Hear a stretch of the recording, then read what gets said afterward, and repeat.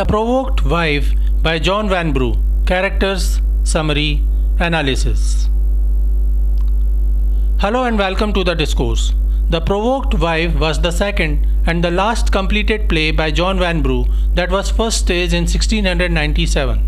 Like his first play, The Relapse or Virtue in Danger, John Vanbrugh raised the same issue of wedlock turning into a deadlock because of the husband's promiscuity and wife's virtuous behavior.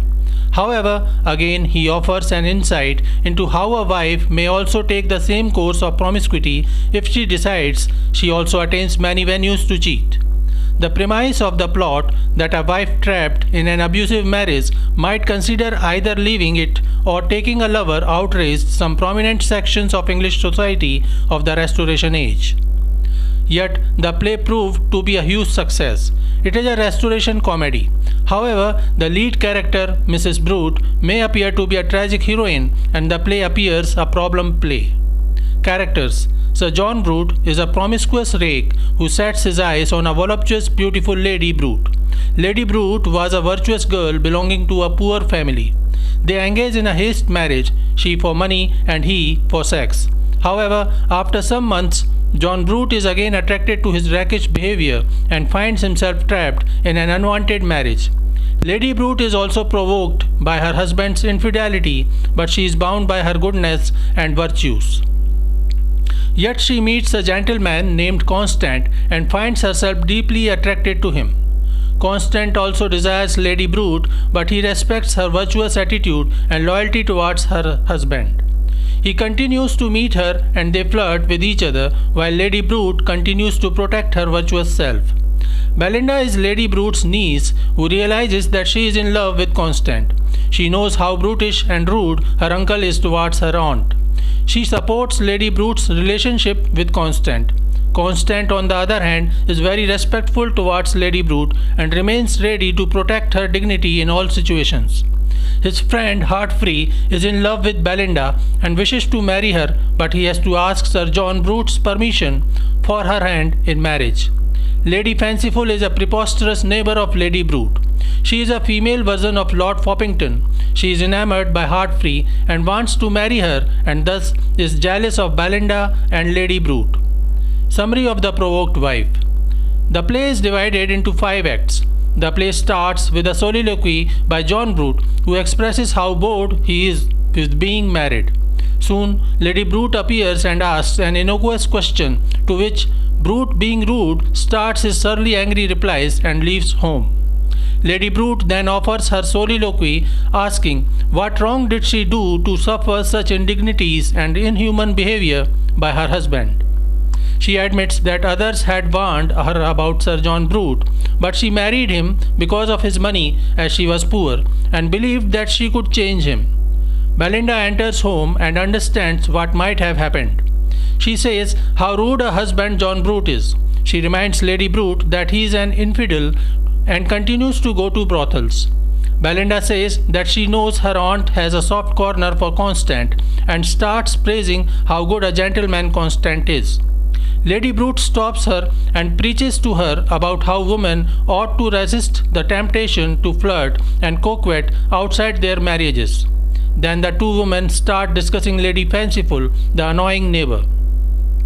Lady Fanciful is a popular figure with many admirers, but her eyes are set on a particular gentleman named Heartfree, who hardly recognizes her love. She gets a letter from Heartfree, who is known to be a woman-hater.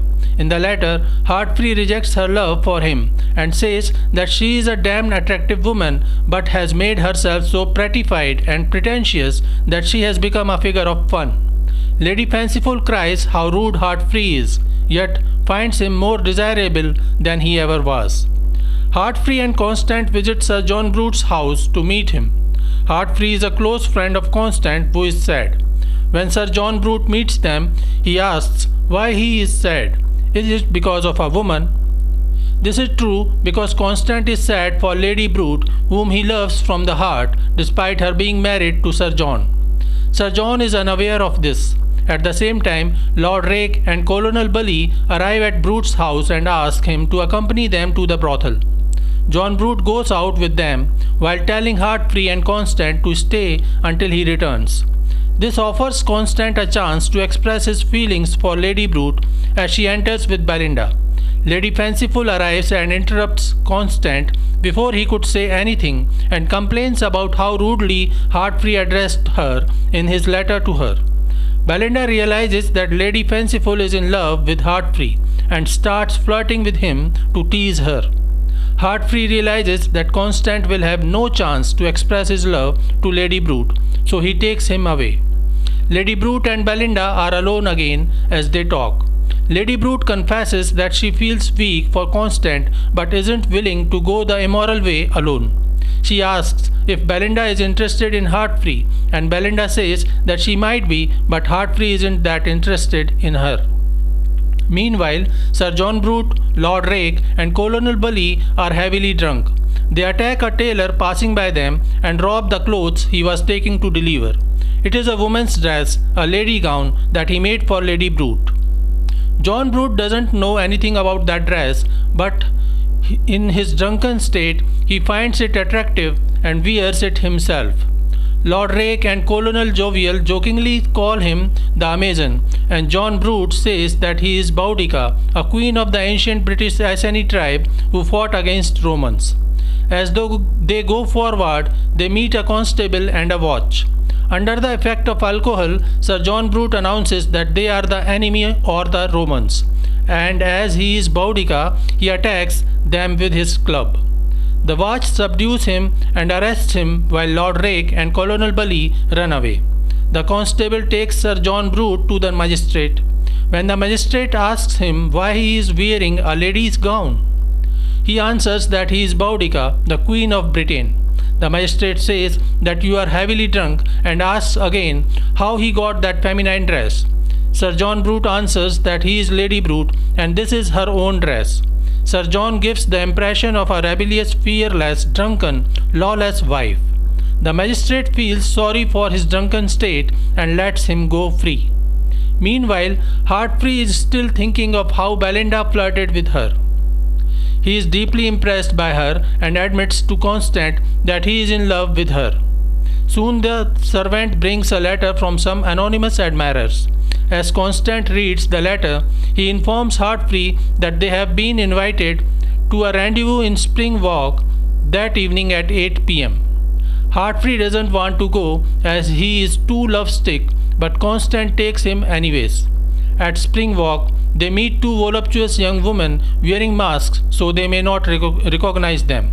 They start talking without knowing that Lady Fanciful and her French servant have been stalking Heartfree and Constant. At the same time, Sir John Brute also arrives at the same spot, and as he sees Constant and Heartfree, he hugs them as their friend and grabs both the women, assuming they are their whores. Lady Rude runs towards Constant and shows her face to him. Constant saves her from John Brute. John Brute tries to grab another girl. She runs to Heartfree and shows him her face. Heartfree saves her from John Brute.